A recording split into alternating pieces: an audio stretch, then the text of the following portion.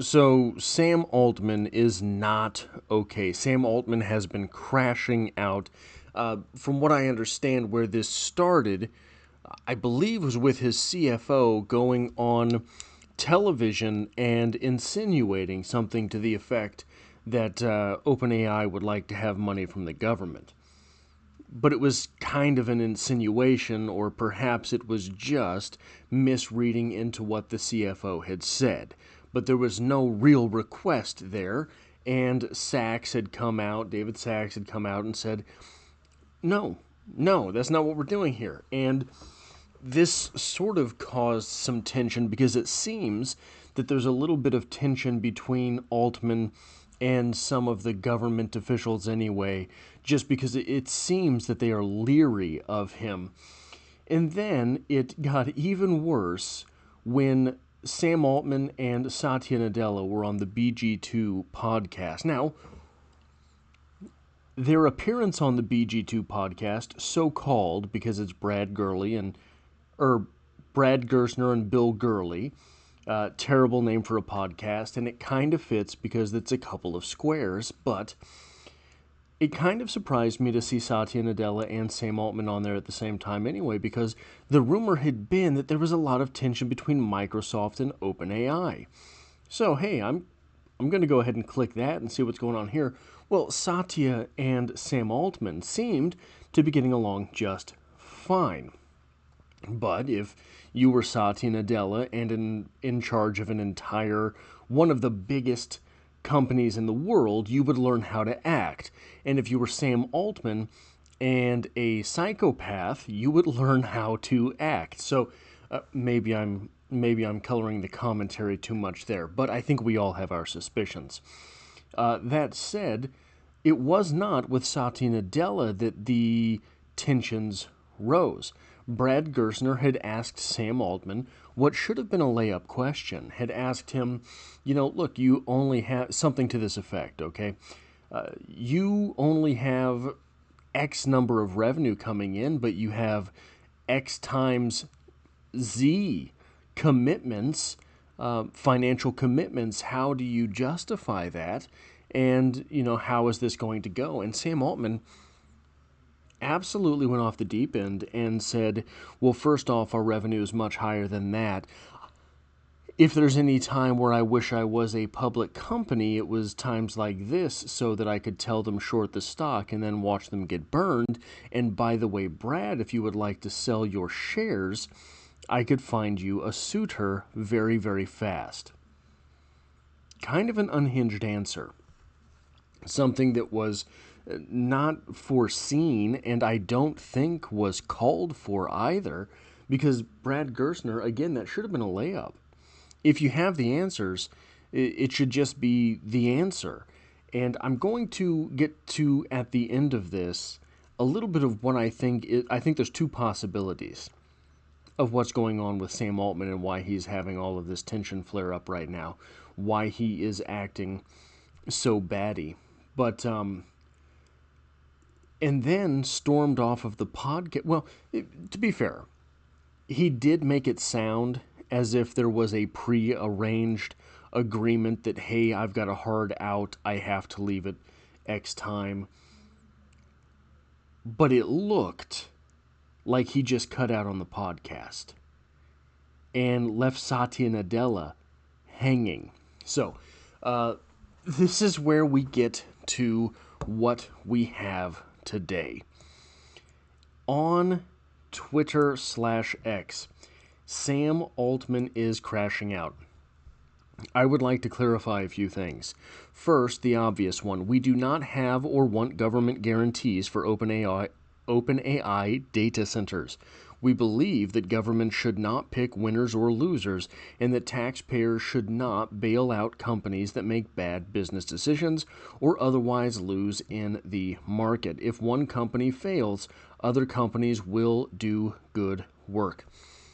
This is a strong statement. It seems extremely prepared, and it seems a little bit paranoid. There's been a growing sort of zeitgeist. Is OpenAI too big to fail? If OpenAI too big to fail, looking back at 2008, looking back at Obama bailing out the banks, that is what was the suspicion here. Sam Altman is saying, no, that is not at all what we are doing. But the question has been raised, is OpenAI too big to fail? I think that has yet to be seen. What we do think might make sense is governments building and owning their own AI infrastructure. But then the upside of that should flow to the government as well. We can imagine a world where governments decide to off-take a lot of computing power and get to decide how to use it. And it may make sense to provide lower cost of capital to do so. Building a strategic national reserve of computing power makes a lot of sense, but this should be for the government's benefit, not the benefit of private companies. That is an interesting idea. I had never thought of that. A national reserve of computing power, like a national reserve of gold, like a national reserve of water, like a national reserve of grain, oil. Sam Altman is suggesting a national reserve of compute. And I'll be danged if that doesn't make sense. Now, does this comport with everything that had been said up to this point? I'm not sure. That is not precisely what it sounded like was being alluded to before Sam Altman came out and made this clarifying statement. But I will give him the benefit of the doubt. Sam Altman continues, the one area where we have discussed loan guarantees is as a part of supporting the build-out of semiconductor fabs in the United States, where we and other companies have responded to the government's call and where we would be happy to help, though we did not formally apply.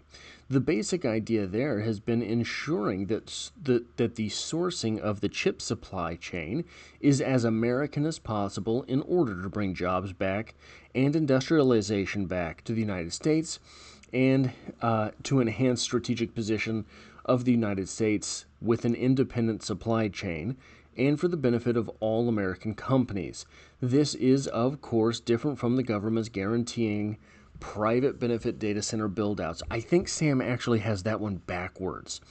I think that it is with the chips, it is the strategic independence that is first and foremost. With the chips, is jobs that are second.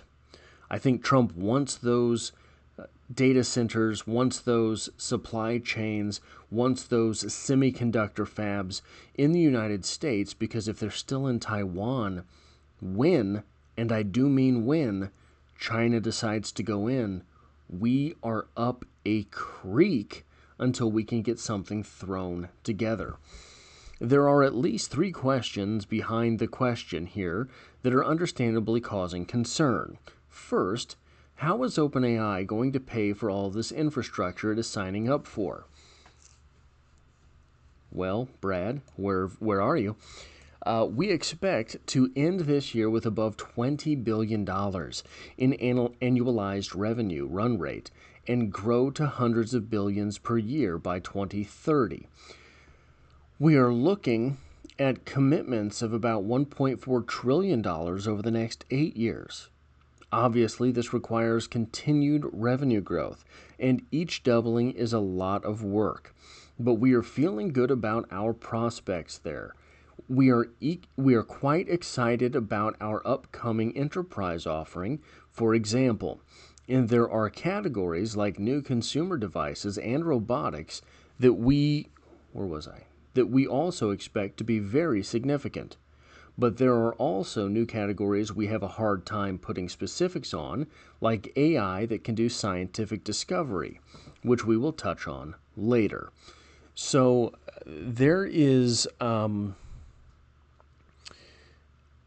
think, a very large possibility for further monetizing ChatGPT.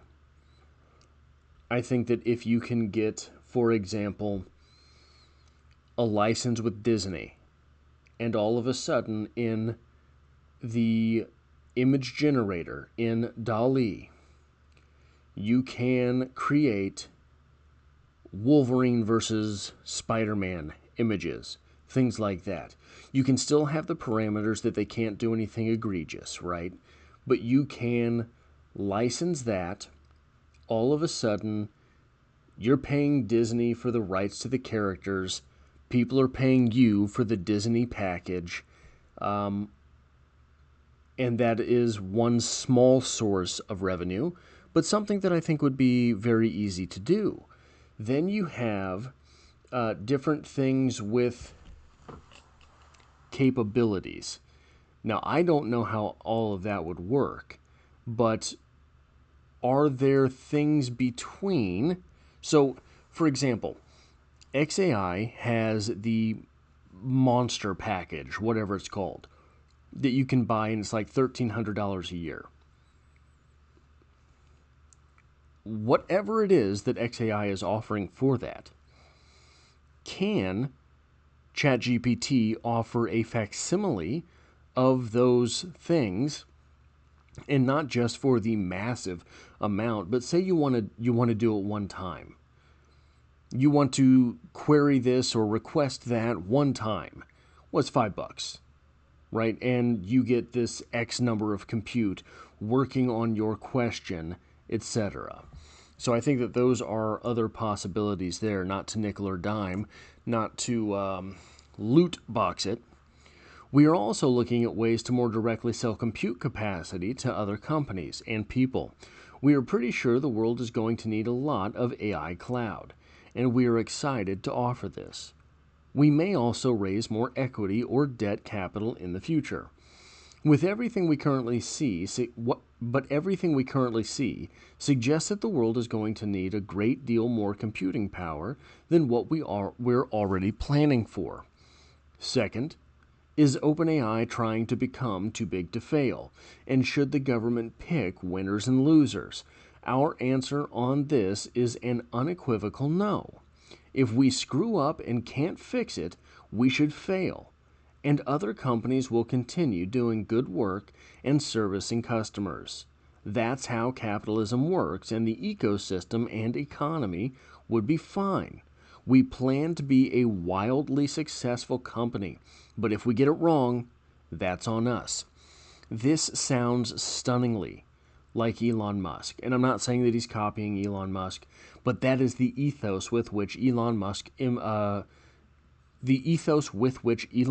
pursues all of his companies goals.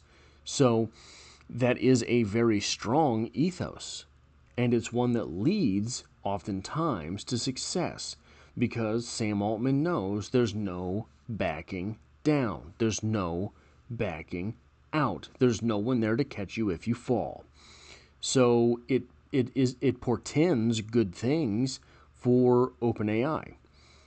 Our CFO talked about government financing yesterday, and then later clarified her point, underscoring that she could have phrased things more clearly. As mentioned above, we think that the United States government should have a national strategy for its own AI infrastructure. Tyler Cohen asked me a few weeks ago about the federal government becoming an insurer of last resort for AI in the sense of risks like nuclear power, not about overbuild. I said, I do think the government ends up as the insurer of last resort, but I mean that in a way, you mean that, and I don't expect them to actually be writing the policies in the way that they do for nuclear. Again, this was in a totally different context than data center build-out, and not about bailing out a company. What we were talking about is something going catastrophically wrong, say a rogue actor using an AI to coordinate a large-scale cyber attack that disrupts critical infrastructure, and how intentional misuse of AI could cause harm at a scale that only the government could deal with. I do not think the government should be writing insurance policies for AI companies. This is a long one. See, he is crashing out. Third, why do you spend so much now instead of growing more slowly? We are trying to build the infrastructure for the future economy powered by AI. And given everything we see on the horizon in our research program, this is the time to invest and be really scaling up our technology. Massive infrastructure projects take quite a while to build, so we have to start now. One of the things that one of the talking points that I was making for months when I talked about AI on this channel was about Meta, was about Mark Zuckerberg. Mark Zuckerberg was offering $100 million contracts to AI talent. There was a whisper number that he had offered someone $1 billion. And in my mind, I said, okay, this means one of two things. One, Mark Zuckerberg knows that they're behind. And he knows that there's no way to catch up fairly. So, I have all of this cash. What I can do is offer the OpenAI guys $100 million, and when they come to me, A, I get a boost, but B, OpenAI is depowered. They've lost some serious talent. Two, it seemed possible.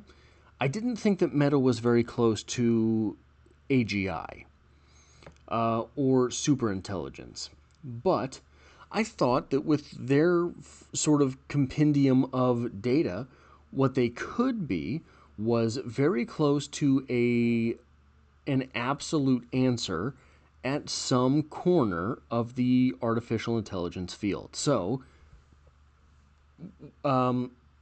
serving ads, right? They have an AI profile that is 99.8% effective, and if they can get to 100, they will dominate advertising in AI. It seemed to me possible that Meta saw there is this corner, whatever that corner is, of the artificial intelligence field that we can win, and it will be forever Meta. Turns out, probably, it was that Meta was behind, and they wanted to catch up, and they wanted to weaken their competitors. That strikes me as something similar to what we're seeing here. This is the time to invest, OpenAI is saying. And is that because they are that far ahead, which seems more likely than with Meta, or is it because they're afraid they're falling behind?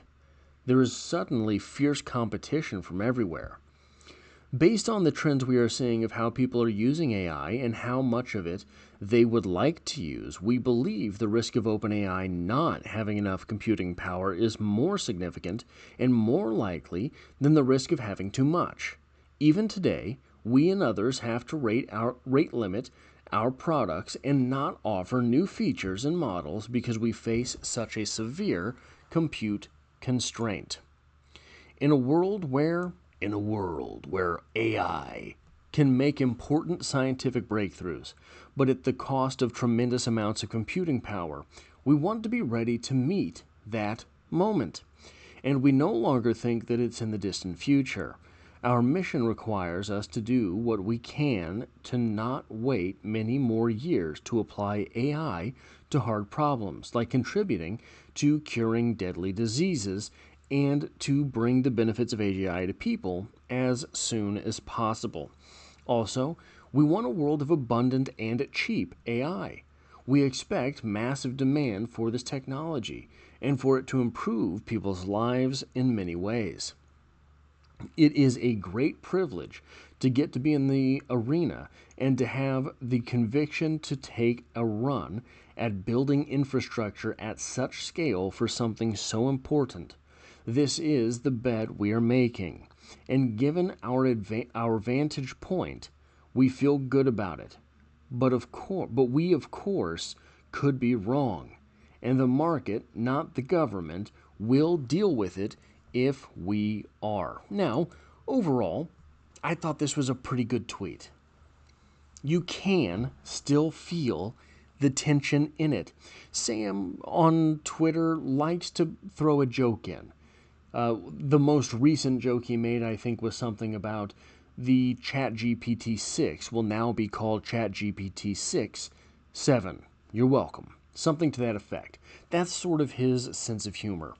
We don't really get any of that in here, and maybe we shouldn't, right? This is, after all, sort of equal parts tentative apology and explanation.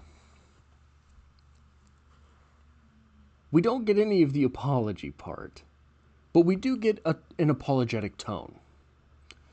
And I think this is probably, you can imagine that this is after a tongue lashing from Satya Nadella. Look, Sam, don't do this.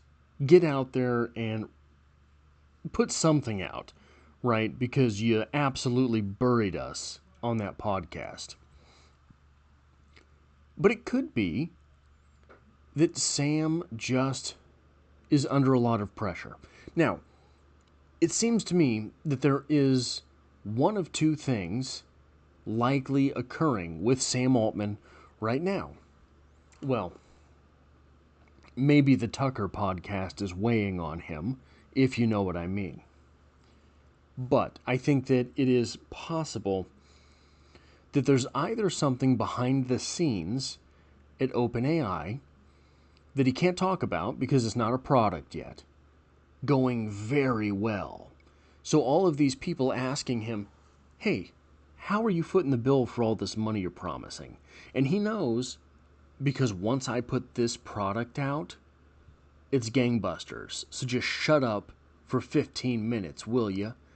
Right? That could be the tension. Or, and I don't think this is the case, but I just have to present it because I do think that it's one of the necessitated explanations for what we are seeing from Sam Altman. It could be that there's something very bad behind the scenes at OpenAI, like they're making all of these promises, but they don't have the cash flow. They're making all of these commitments, but they're not seeing the money coming in. It could be that. And the moment that happens, the moment that becomes news, it's not OpenAI that falls. This too big to fail argument is indicative of the fact that once that happens, if it is something like OpenAI doesn't have the money to pay their vendors, an entire sector of the market falls. We're seeing weakness in consumer goods right now. It appears we've been seeing weakness in consumables for months, maybe a year. So it just depends on where you're looking. But if this is the case, that there's weakness in OpenAI that the market did not foresee, that would be a major leg down in the market. Anyway, guys, that is what I have for this video. If you like or appreciate what it is I do here, hitting the like button really does help me out, and I hope to have you back for the next one.